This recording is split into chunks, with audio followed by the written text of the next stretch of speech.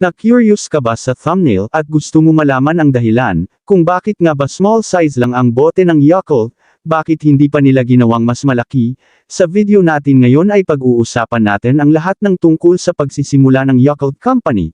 But before I start, don't forget to like and share, please consider to subscribe to our channel. Thanks, magsimula tayo pagtapos ng intro.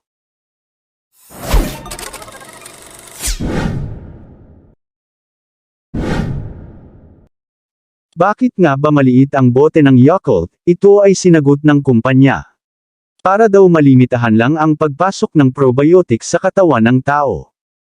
Dahil ang isang maliit na bote ng Yakult ay naglalaman ng 8 billion Sleeves bacteria at ayon pa sa kanila ay mas mabuti na isang maliit na bote lang ang mainom ng isang tao sa loob ng isang araw. At ang isa pang dahilan kung bakit ay, ayon sa Yakult Malaysia at Australia, para maiwasan din ng tao ang kontaminasyon at mas hygienic ang maliit na bote nito kesa sa mas malaki, dahil kung malaki ang bote ay mas matagal maubos, at mas may posibilidad na dahil sa di agad mauubos ay mapadalas ang pagbukas at sarado, na pwedeng maging dahilan ng pagpasok ng iba't ibang klase ng bakterya, at mabawasan naman ang probiotics o good bacteria.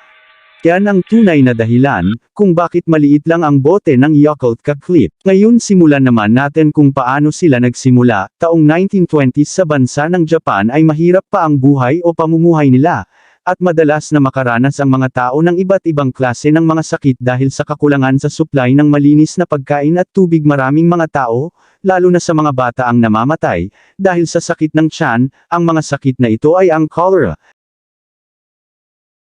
at dysentery. Mahirap pa masugpo ang sakit na yan noon.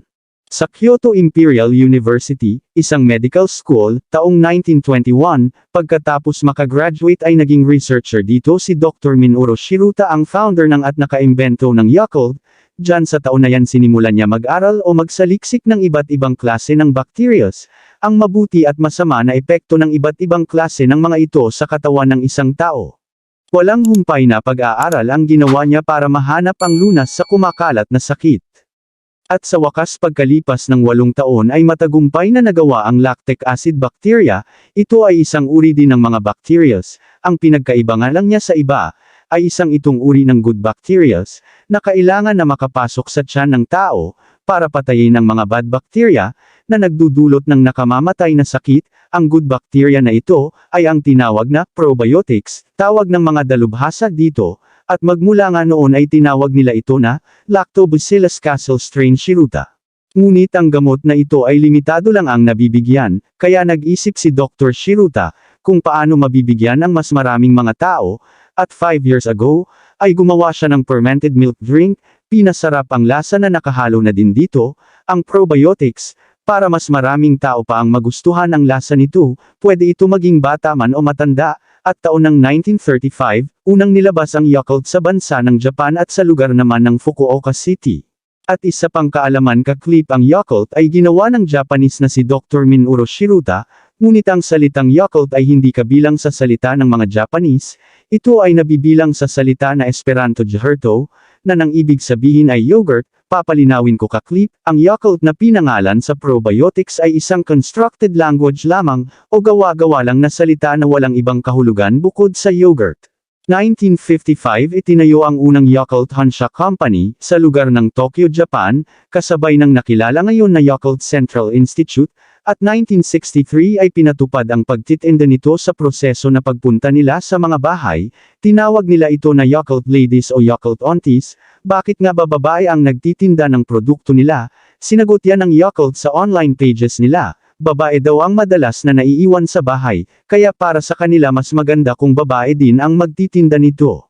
Share ko lang din sa inyo, sa tulad ko Ka-Clip na isang batang 90s ay naranasan ko din ang bumili sa mga nagtitinda noon na ladies, kasi pinatupad nila ito sa lahat ng bansa o lugar na nakaabot ang Yakult product nila at 1964 ay ginawa nila ang unang international operation at nangyari yun sa bansa ng Taiwan. Mula niyan ay nakilala na sila sa buong mundo. Sa ngayon ay meron na silang Yakult operation sa 40 na bansa, at may 80,000 Yakult ladies vendors na kabuuhan. 1978, ay nakaabot na ang Yakult dito sa Pilipinas at nagsimula sila sa lugar ng Barrio Makiling, Calamba, Laguna. At 1981, pinatupad nila dito ang Yakult Ladies and Auntie System. Alam mo ba na umaabot sa 3 million Yakult bottles ang nauubos at nabebenta sa Pilipinas, sa loob lamang ng isang araw? Noong 1935 ang lagayan ng Yakult ay glass na 72 megaliters, at 1968, ay gumamit na sila ng plastic bottle, na ang nagsimula ay si Isamu Kenmancha, at ang figure ng bote nito ay isinunod ni Isamu sa modelo ng isang Kokeshi dolls. Ang doll na ito ay sumisimbolo ng swerte at kasaganahan, sa paniniwala ng mga Hapones. Yan ang buo at maikling kwento at kaalaman tungkol sa Yakult. Sana ay nakatulong at may bago kang nalaman sa kung bakit maliit lang ang bote ng nito. Ang naishare ko sa inyo na mga impormasyon kaibigan, ay basis lamang sa aking pagre-research. Ano ang masasabi mo dito? Comment down below and syempre don't forget to like and share. Hanggang sa susunod ulit na video, bye!